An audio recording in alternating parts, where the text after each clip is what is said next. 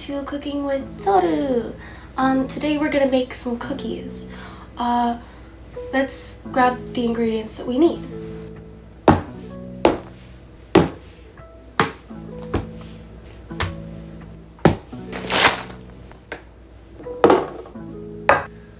Now that we have all of our stuff that we need, we're going to get started.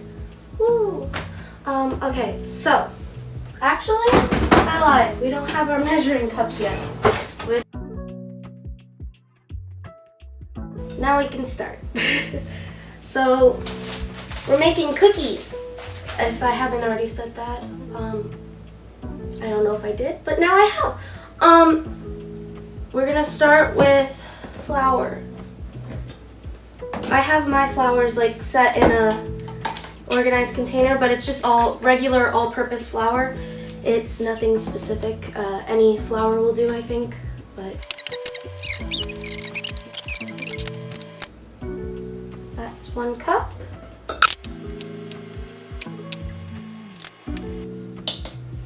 Two cups. 3 cups. And then we're done with the flour. Next, we're gonna use brown sugar. We need 1 cup of brown sugar.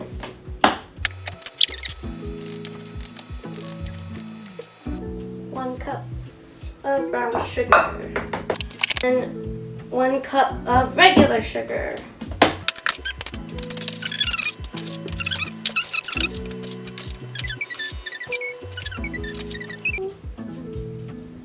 Okay, then 1 cup of sugar into the mixing bowl.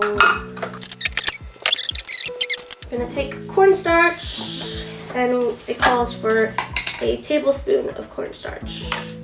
I personally think like half a tablespoon is enough, because I don't like, the cornstarch doesn't need to be that heavy.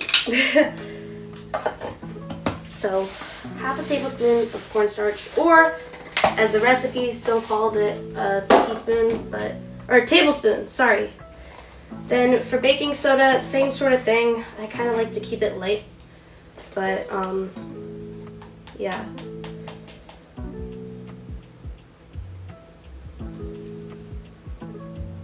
Hello?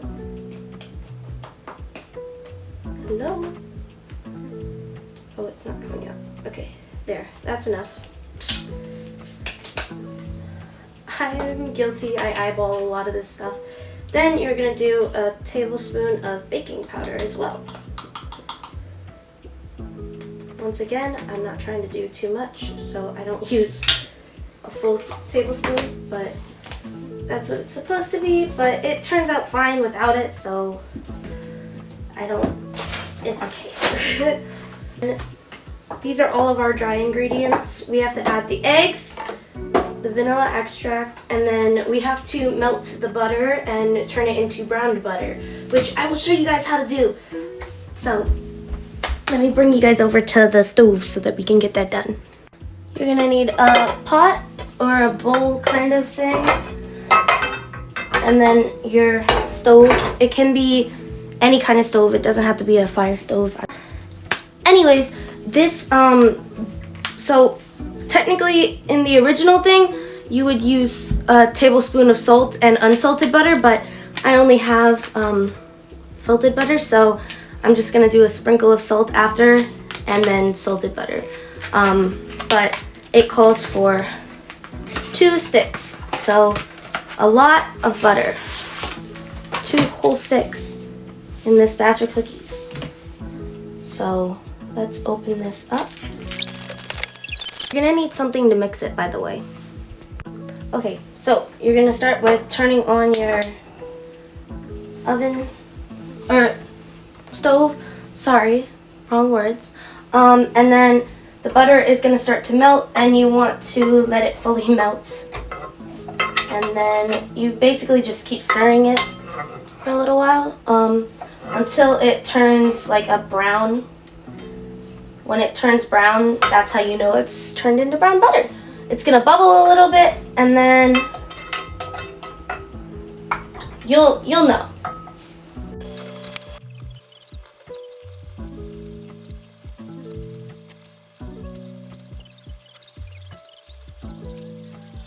Smell the caramel smell. That's how you know it's ready. And see how it's brown? That's how you make brown butter. Ta-da! Brown butter. Be careful when you take it off the stove. Don't want to burn yourself. Now that we have our brown butter, pour it right on in.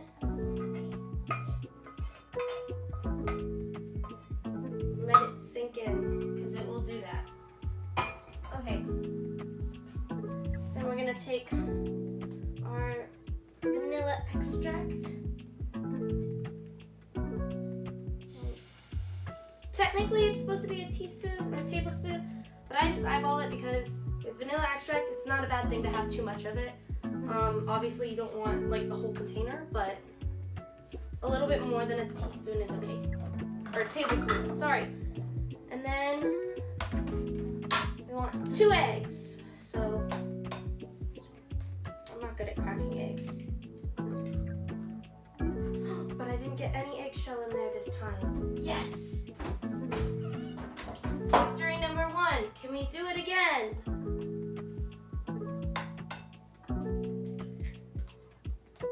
Victory number 2, and we didn't get any eggshells inside of it. And then we mix.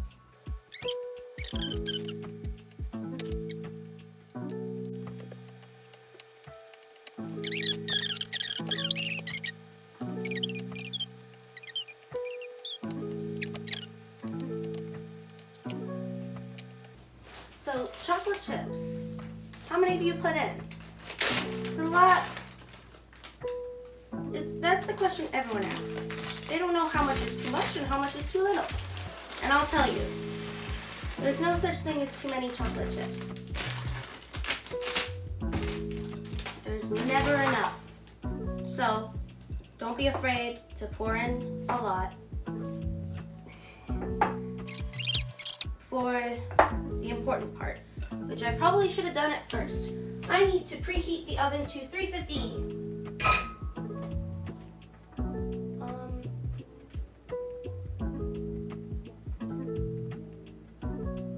There it is.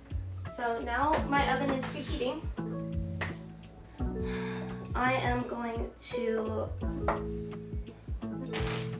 wash my hands again because I've been touching all of this, and if I'm going to be touching the batter, I want to make sure that my hands are clean. So make sure you wash your hands during this part too. Anyways, I have 3 trays. There's 2 here.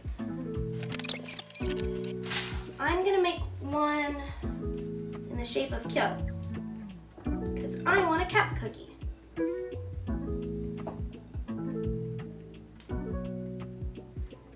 Normally, it's up to you how big you want to make your cookies, but I'm gonna try and make mine medium-ish.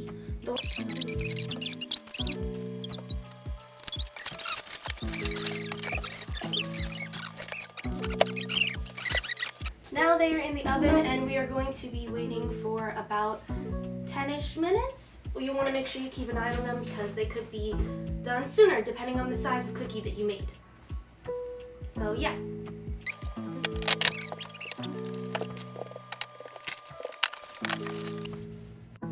And we're all done, and that's how I make cookies. Thank you guys so much for watching. They're so cute. Anyways, they taste great too. So, yeah.